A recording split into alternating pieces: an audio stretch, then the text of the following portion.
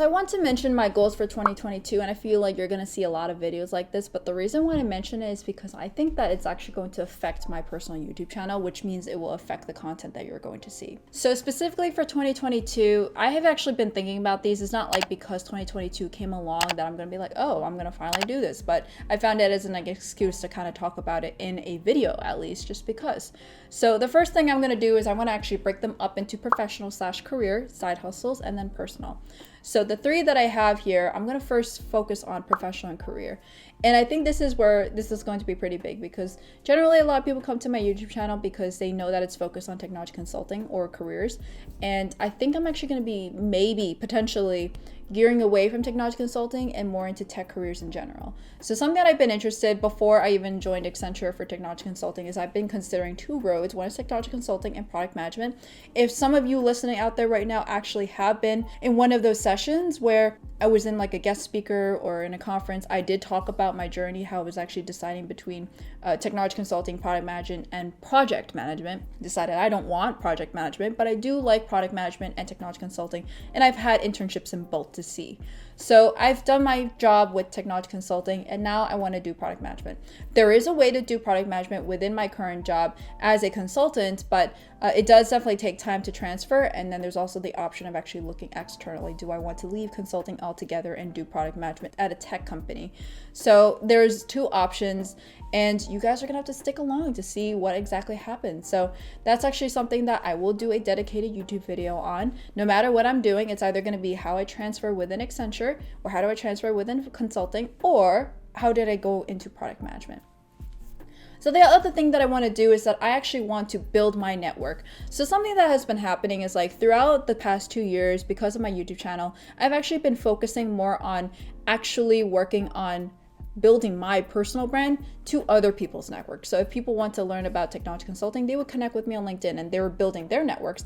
But I actually haven't really done that for myself, unless they're like a content creator or someone that I've met from a lot of other sessions and whatnot, from either work or networking or whatnot. But I haven't actively pursued building my network. So as I mentioned before, I am interested in product management, and I've been recently reaching out to a lot of people at like ideal companies that I would want to work at, or in tech companies, or in New York City specifically, that are product managers.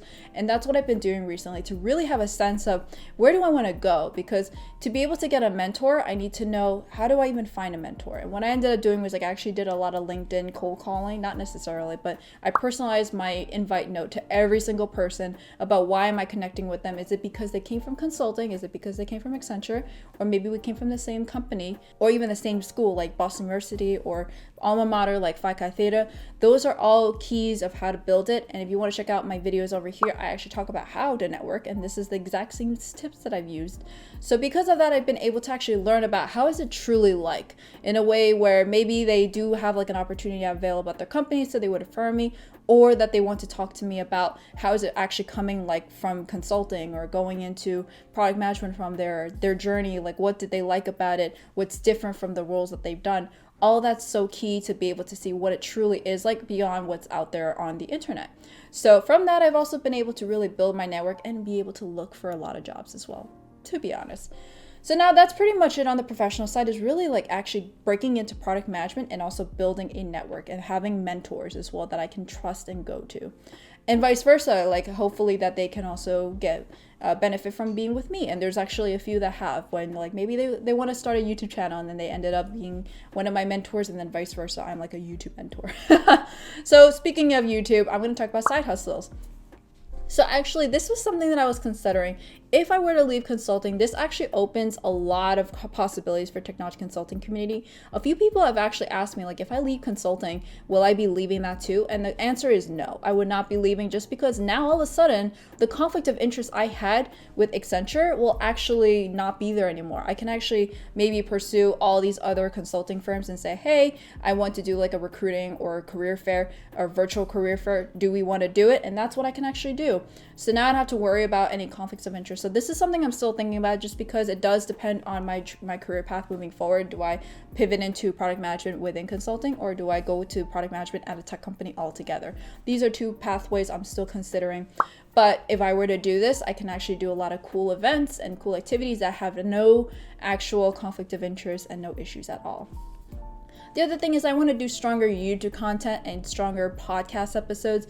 You'll notice that I have fewer podcast episodes. It's like now every other week, but I want to make sure they're strong. Like a lot of times I'm just like, oh, I have another podcast episode coming up. I need to find something to do. And it's mostly because a lot of what I'm doing is interview based. So I might even do just one interview based per month. And then the rest is going to be whatever I want to do. It could be a career coaching or it could be my own session.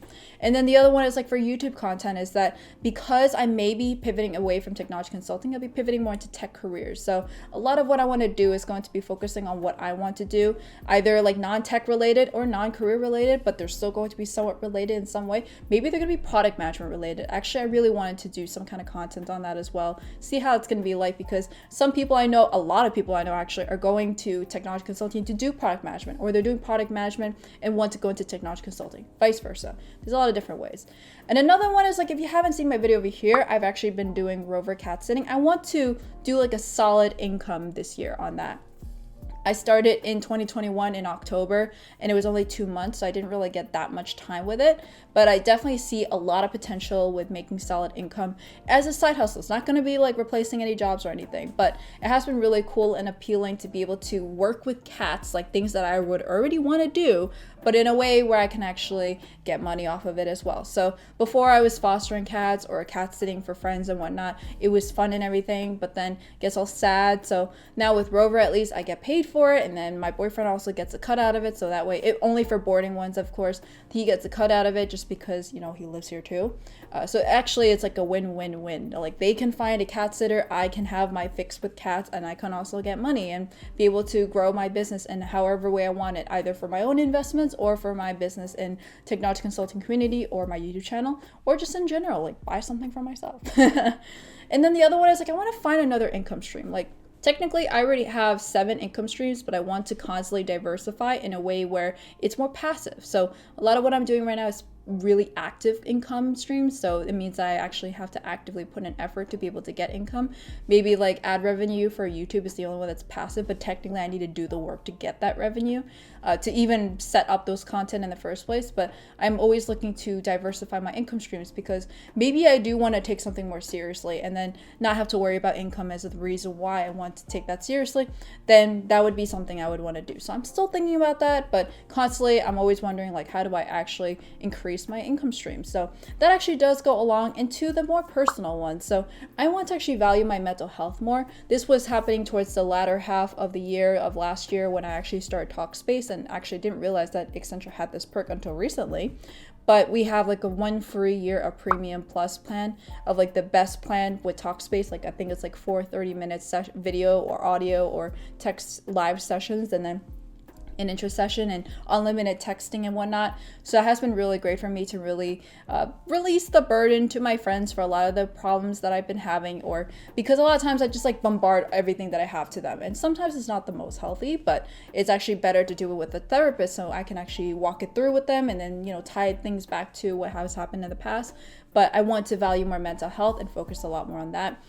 And then also, because of that as well, in the same vein, leave the scarcity mindset and then approach the abundancy mindset. I feel like because I came from a Chinese immigrant family, or in general, like that kind of worker class mindset, I do always have that scarcity mindset that like, oh my God, I'm not done yet. I have to constantly keep working for more money kind of thing, which is probably an indication of why I'm doing all these side hustles too. It's not, money is not the main reason why, but I just wanted to say that.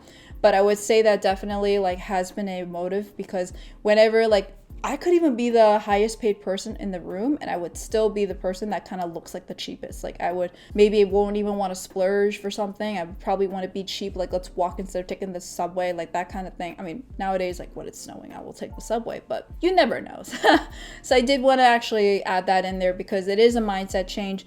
And that's actually one of the reasons why I want to find mentors, not just professional mentors, but also build my personal network too, so I can be around people of that mindset and be able to emulate them and be like them. So that way I can be able to have like a very happy, free life that way and see what I want to do from there.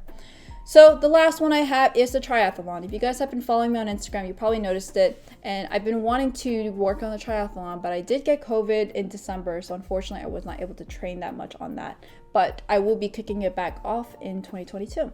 So hopefully I am aiming for a sprint triathlon in September of 2022. We shall see how that's going to go. But I have not booked it yet, but that's the goal. So thank you guys so much, and I'm going to be taking you along with this journey. So no matter what, like let's say for example product management, I will take you along that journey in a vlog or in another video. So subscribe for more. Thank you guys so much, and see you guys next time. Bye.